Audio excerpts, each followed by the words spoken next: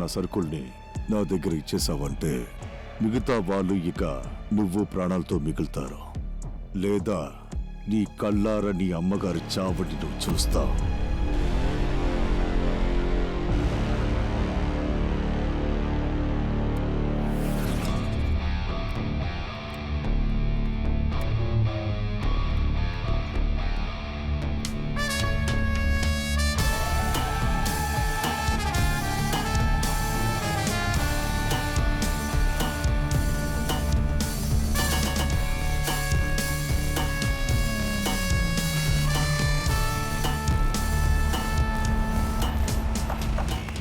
గుణ, నీ ఇంటికి నేను ఒక గెస్ట్గానే వెళ్తాను.